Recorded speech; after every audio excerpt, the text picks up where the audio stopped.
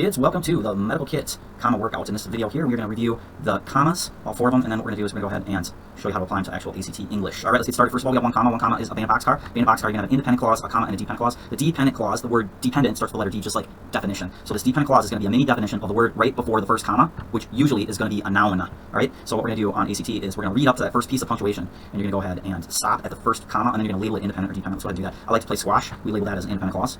Here's a comma here, and then now we read the second part. It says a game played in a racquetball court. That's a dependent clause. That dependent clause is like a mini definition of the word right before the first comma, which is going to be a noun. Please take note of that because it's going to be standard as we go forward. All right? Many definitions and dependent clauses. They define the word exactly. Please take note of that. Exactly. Before the word right before the comma, which most of the time is going to be a noun. 2 commas is Mr. Chung. Here it is right here. We trace in the commas. All right, there's a comma here, 1 comma, 2 commas. We read up to the first comma, Mr. Chung. That's a dependent clause. We read the second one, man from Hong Kong. That's also a dependent clause. And the third one is a funny man. Dependent clause. All right. So you'll notice that the word right before the first comma is a noun again. This dependent clause in the middle is a mini definition of that noun, which is right before the comma. If we were to cross out what's in the middle, you're going to see that Mr. Chung is a funny guy. That's an independent clause. So when you take the 2 dependent clauses and you cross out the middle, the 2 dependent clauses produce a complete sentence or an independent clause. All right? I. Once again, the standard is what comes after the first comma is a dependent clause that defines the word right before the first comma, which is a noun. Now keep in mind, kids, when you got Mr. Chung, it's 3 dependent clauses. And you got to label this because it's something different if it's a dependent and then an independent in the middle and then a dependent and then something different. We'll get to that later. All right? Standard is that dependent clause defines the word that is right before. Now remember, a name is something that's essential. The reason we can cross this stuff out is because it's non-essential. So in essence, do not put names or proper nouns like places, states, and stuff like that between Mr. Chung commas. Once again, Mr. Chung is dashes, commas, and brackets. It looks like a face here, so they're all used the same way. 2 dashes, 2 commas, and 2 brackets. Remember, Mr. Chung is not winking, so if you see 1 dash, use a second dash. If you see 1 comma, use the second comma. More than 2 commas, I call this the comma staircase. Some kids call it the train. All right, we're going to have an independent clause. Here's our comma here, we trace it in. I'm at Mr. Chung's independent clause. We read the second clause, man from Hong Kong. That's a dependent clause. Remember, dependent clauses after the first comma will define the word right before the first comma, which is a noun, usually, about 85% to 90% of the time. And it's a mini definition. So who's Mr. Chung? He is a man from Hong Kong. All right? Then you'll see that we've got another comma after Hong Kong. So here, a city on the bay, that's a mini definition of the word Hong Kong, which is another noun. See the standard? This is a dependent clause. You look and see there's another comma here. And then after this comma, it says the Bay of Victoria. That's a mini definition of the word right before it, which is bay, which is also a noun. Dependent clauses, like a mini definition of the word right before, which is most of the time a noun. Here's another comma at the end.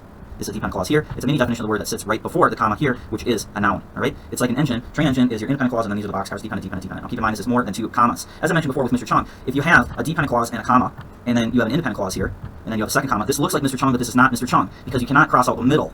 If you were to cross out the middle here, you got 2 dependent clauses, and that doesn't make it independent. So what you would do in this case is you would cross out the 2 dependent clauses on the back end. The goal is to arrive at the independent clause. All right? Here how we cross out it. If we were to cross this junk out here, we still have the independent Chung. When we got 2 dependent clauses crossed out the middle, those equal an independent clause. Up here, abandoned boxcar, if we were to cross out this dependent clause, you still have your independent clause at the end.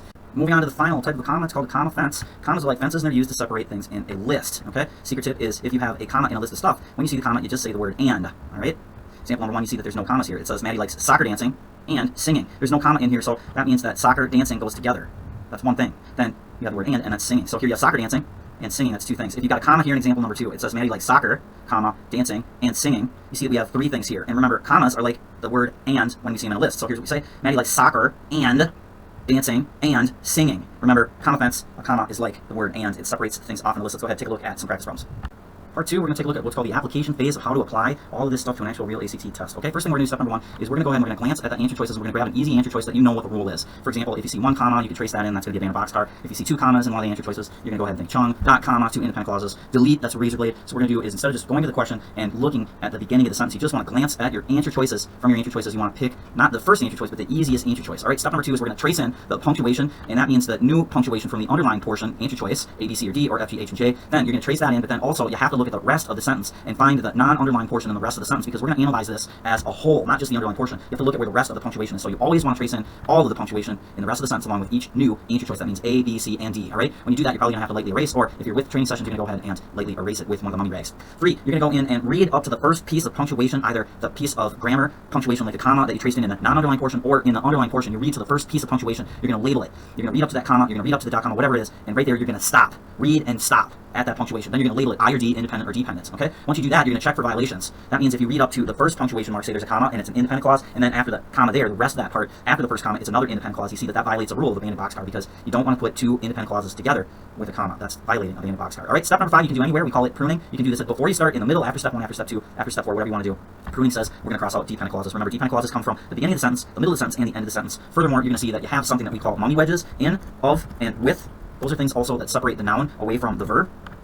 So you can go ahead and completely cross this stuff out, what's in the middle. Let me give you a quick sentence here. So if I say something like this down over here, I say, Mr. Chung in Hong Kong is sitting you see right away here, Mr. Chung, there's no commas with mummy wedges, right? So this is the same thing. This stuff could be crossed out, and you see that Mr. Chung is a noun on the left of the mummy wedge, and on the right of the mummy wedge is a verb. Noun and verb. This stuff in the middle can be crossed out using the pruning technique. Furthermore, if it said something like this, Mr. Chung in Hong Kong is sitting, and then I added a mummy wedge at the end with Professor Thomas, then you can see right away here that also this stuff right here in Hong Kong can be crossed out, because that's a mummy wedge phrase, and also with can be crossed out at the end. When you have it, it's the noun, Mr. Chung is sitting. All right, those are the things there. So pruning means get out. Dependent clause on the front, middle, and at the back. Also, mummy wedges that could be in the middle between the noun and the verb, or it could be at the end of the sentence. Let's go ahead and work on some problems.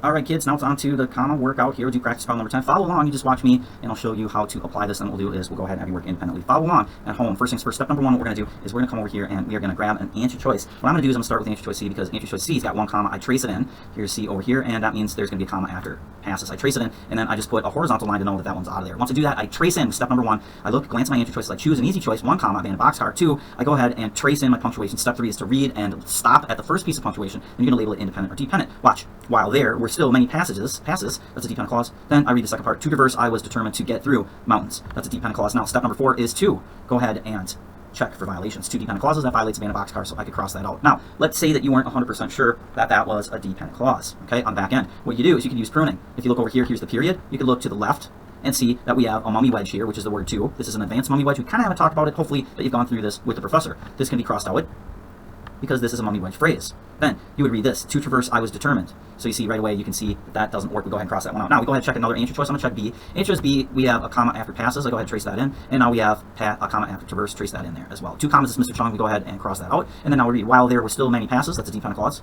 This is a dependent clause. And then here it says, I was determined to get through the mountains. That's an independent clause. So you got 2 dependent clauses on front. I like it. It does work. It's a reverse abandoned boxcar. However, there's a lot of stuff going on in here. It's a little unusual. I put a dot by it. All right. And we'll go over here and we will erase this. And then we'll take a look at another answer choice. I'm going to check answer choice A. Answer choice A, we trace in our punctuation. Answer choice A, it looks like we got our punctuation here right after traverse. Let's go ahead and trace that in. We got 1 comma here. We trace it in. We read up to the comma and stop in phase 2. While there were still many passes to traverse, dependent clause, I was determined to go through the mountains. All right, that's an independent clause. Now we got 2 choices that are better. We've got answer choice B and we've got answer choice A. Here in A, we've got 1 comma versus 2 commas. Razor blade rule, such simple as best. So think, which one is more simple? 2 commas or 1? 1 comma. Answer choice A is going to be the better choice. Kids, let's go ahead and take a look at some problems on your own, going to problem number 11.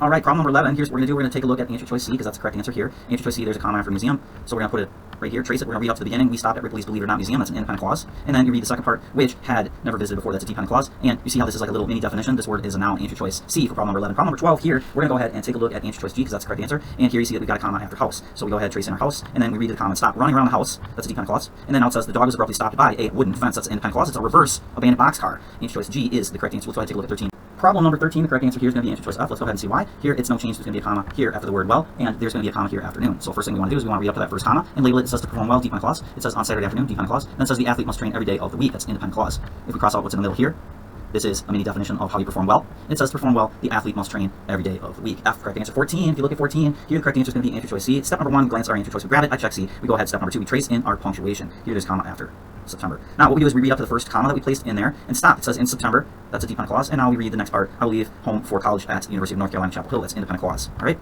Whenever we have a dependent clause on the front, lots of times you're going to see what's called a time dilation. That means it has something to do with time. Lately, comma, recently, comma, in 2022, comma, in September, comma, those are dependent clauses that deal with time. Answer choice C for 14. Let's look at 15, kids.